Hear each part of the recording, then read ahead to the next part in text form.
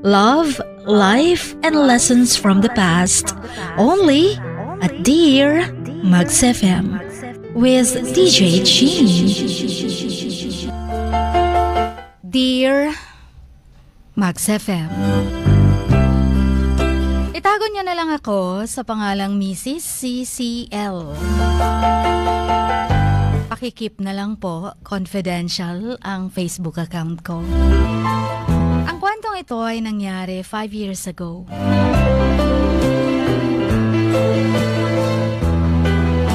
This might be a long, boring story. Pero sa pagsusulat kong ito, gusto ko lang ibahagi sa inyo ng mapulutan ng leksyon ng aral ng mga nakikinig nyo ngayon. Para naman magkaroon din ako ng closure. Ako at ang husband ko, may nakilalang 3 mag-asawa. 3 couples sa simbahan. Sa isang lugar na napagbakasyonan lang namin. Naging good friends, 4 na couples kaming lahat.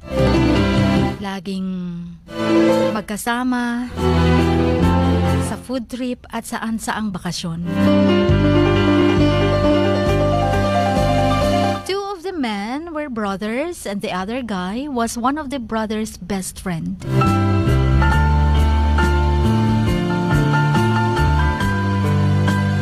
Nagpatuloy ang friendship na yon kahit may mga asawa na kami. Hanggang sa simula nang nagkaroon na kami ng mga sariling anak.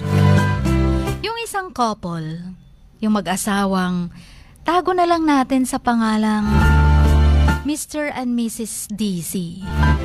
Nagput up sila ng business na isang travel agent company. Nahawakan naman nila ang business ng mabuti. Pagkatapos, kami minsan nililibre. Kaming mga kaibigan niyang mag-aasawa, nililibre sometimes saan man magpunta. Minsan pa nga sa 5-star hotels kami nilalagay kapag nagbabakasyon dahil kasama ng benefits sa kanilang travel agency. Hanggang sa may kanya-kanya ng buhay na pinagkakabisihan. Madalas, nagkakumustahan na lang sa chat. Hindi na nagkikita in person. Hanggang sa nalaman na lang namin na itong couple na to na si Mrs. DC ay chinis-chismis kami sa likod namin.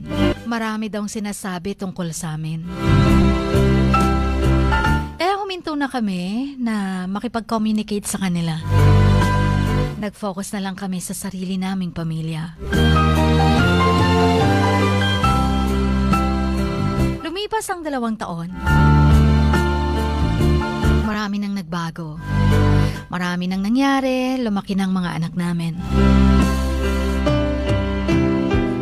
Nagtatrabaho ako parang isang kanto lang mula sa bahay. Temporary basis lang. Kasi mas naghahanap pa ako ng stable job. Pero hindi naman kami kapos sa pera dahil ang asawa ko may maayos namang trabaho. Pero nagtagal, nag-decide ako na tanggapin na ng permanente itong temporary basis na trabaho kong ito.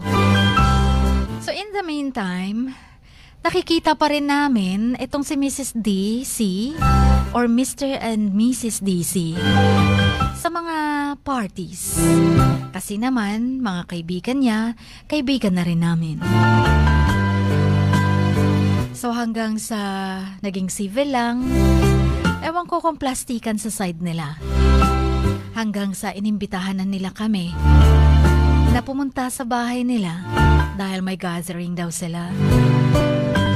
Tapos, para mapag-usapan na rin kung ano yung mga chismis regarding sa mga nonsense spoken behind our backs. And so, ang 4 na mag-aasawa na-reunite again. So, we went on a holiday together. Pati mga anak namin nagkakasundo na. And shortly after this, si Mrs. and Mr. DC nag-decide na mag-abroad na. Sabi nila, naghahanap daw sila ng couple or isang manager na magmamanage ng kanilang travel business. Since dadalawa lang naman sila, hindi na kailangan maghanap pa ng ibang tao, kundi dadalawa lang din.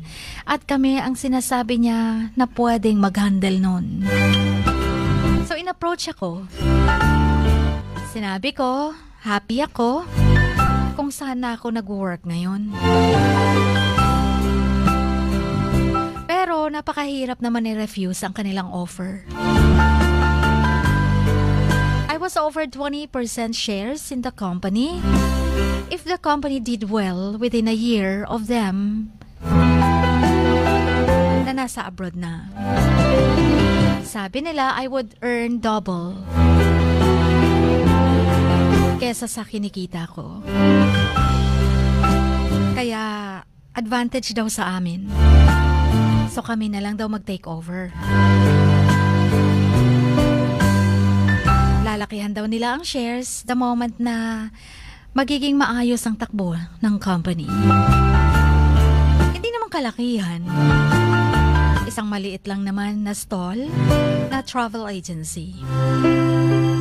And I was told that I would have an option to buy out the company after 5 years. So na-excite naman kami ng husband ko. Pero parang nape-pressure. Kasi they pushed me for an answer tapos ang dami nilang promises. Kaya tinanggap namin. And I told my husband, if I don't take this opportunity, I might blame myself later on. Kaya naman nag-resign ako sa current job ko. Hindi sila naging masaya sa desisyon ko. But still happy na mayroon na akong sariling agency. And wishing me I had a brighter future ahead of me.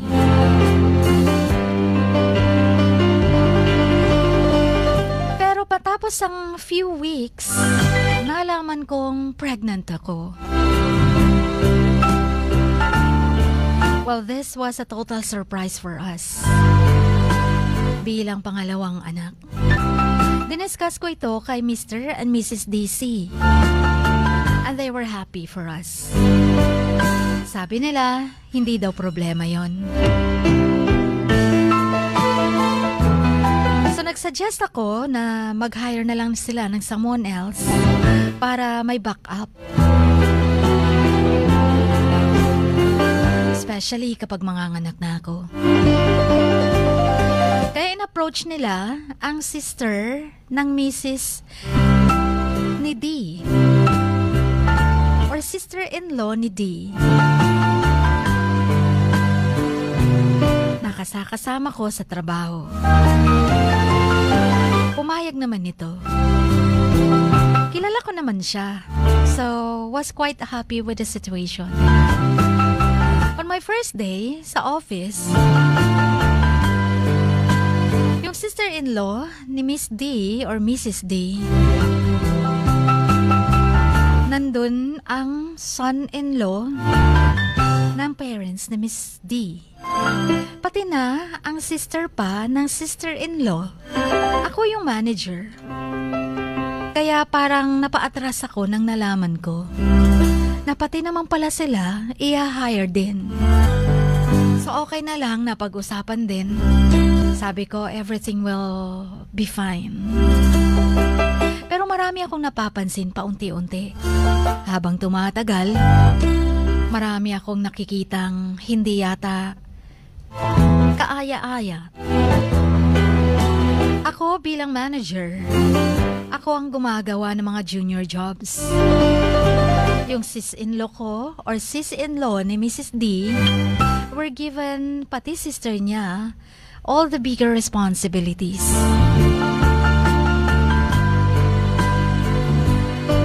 I received my contract. Nakita ko sa kontratang yon na wala doon yung mga pinramis ni Mr. and Mrs. DC. Kaya sinabi ko, i-amend nila. baguhin nila at isaad sana doon sa kontrata yung mga sinabi nilang 20% share at pwede kong i-buy out after 5 years. I started feeling something was not right. So my husband and I went to our so-called friend's house one evening. Tinanong ko sila na para bang something was wrong. Parang may kakaiba. Pero Mr. and Mrs. DC reassured us that nothing whatsoever was wrong.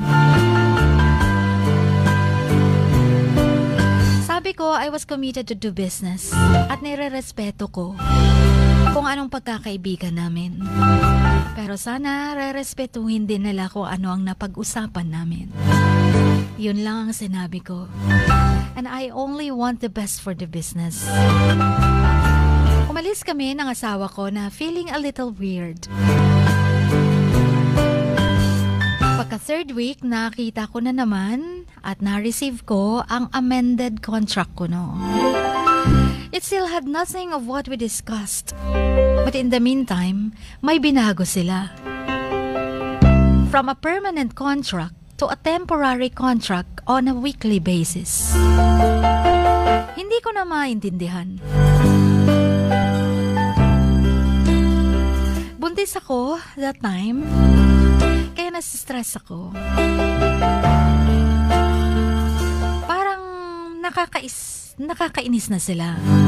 Nakakaboy, blank na. Inisip ko na baka pag sinainan ko yung kontrata na yon would be the biggest mistake of my life. Nag-message ako kay Mrs. C at sinabing pwede kaming mag-usap. So nakipagkita siya sa akin. I was in my first trimester and stressing my ass off. Alam mo ba, nang dumating ako doon, nagko-consult na pala siya ng labor consultant or accountant. She gives me a letter saying na hindi na din nila kailangan ang serbisyo ko kasi they can no longer afford me. Matapos nila akong pilit-pilitin, bigla nila akong bibitawan kung saan ako nag-resign sa permanente kong trabaho.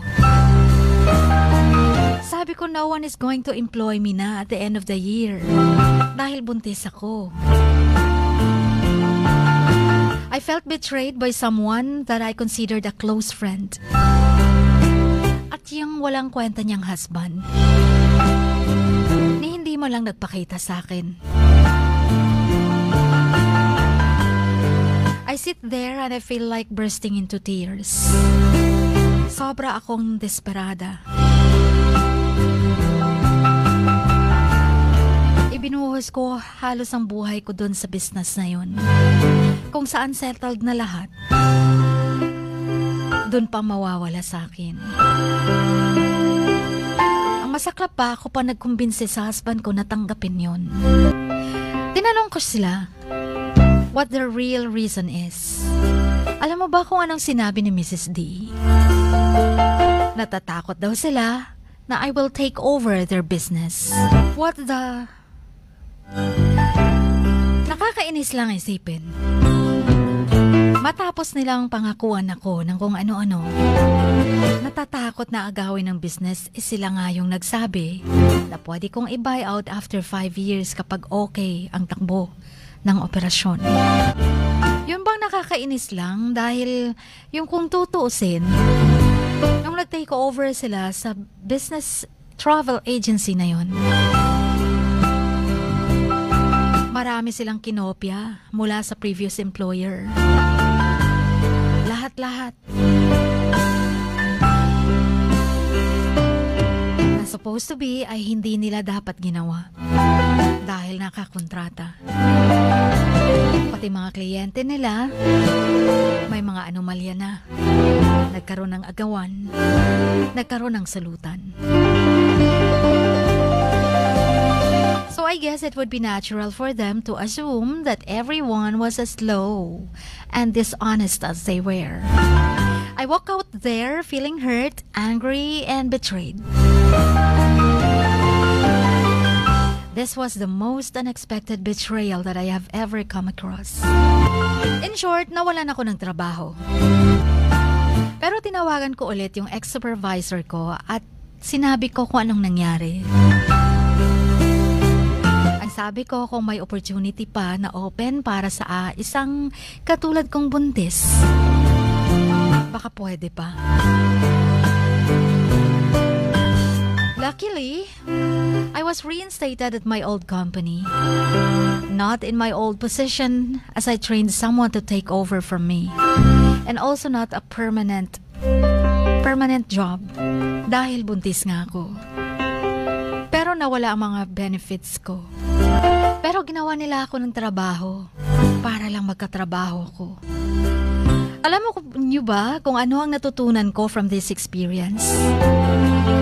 It is one thing to be betrayed by a stranger, but to be betrayed by someone close to you, who you considered to be a friend, is really hurtful. I also learned that people you consider your friends can care less about you or yung mga nangyayari sa buhay mo.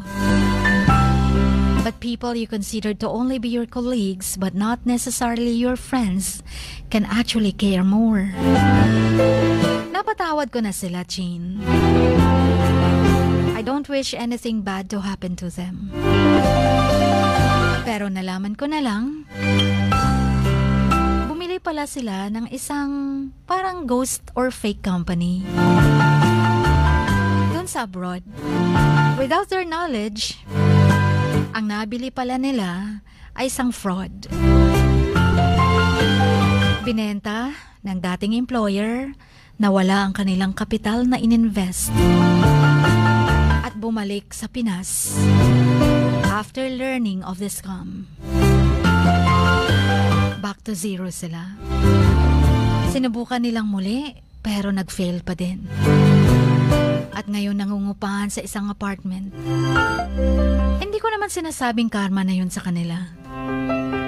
Pero naniniwala ako na ang kalokohang ginagawa mo sa kapwa mo ay babalik din sa'yo. Nakakatawa pa nito, nalaman ko na lang lately. Ganon din pala ang ginawa nila sa sister-in-law nila. Pinalayas, tinanggalan ng trabaho. At sila ngayon, nagtitinda sa isang sari-sari store. At wala nang nagtitiwala sa kanila. Sabi ko, Chin, boring ang story ko. Pero sana, napulutan ng aral ang kwento ko. Hanggang dito na lamang. Pasensya na sa kahabaan nito. At maraming salamat sa pakikinig. Andito lang ako, nakasuporta sa Max FM. Lubos na gumagalang ang inyong kamax, Mrs. CCL.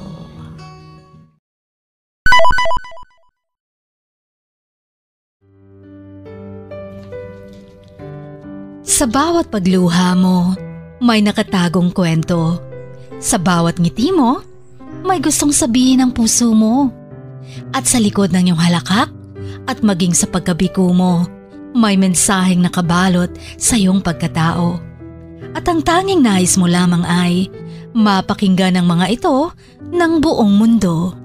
Dear Max FM with DJ Chini. Life has got all those twists and turns. Stand up for what you believe in. What lies behind you and what lies in front of you pales in comparison to what lies inside of you. Dear Max FM with DJ Chini. Sabi nga nila, ang pagsusulat kapag masyado mong diniinan hanggang sa susunod na pahina ay nagmamarka. Katulad ng pagmamahal, kapag masyado mong ibinigay ang lahat Yung sakit na gawa ng nakaraan, dala pa rin hanggang kasalukuyan. Dear Mags FM, you own your story and you are the author of your own book of life. Don't let others write your script, but let others hear your story and make them inspired. Kaya sumulat na, maging bahagi ng aming programa, Dear Mags FM with DJ Chini, tuwing Lunes hanggang Biyernes, 1:00 hanggang 3:00 ng hapon sa Max News FM, Sock Sargent. Love, life, and lessons from the past, only at Dear Mags FM with DJ Chini.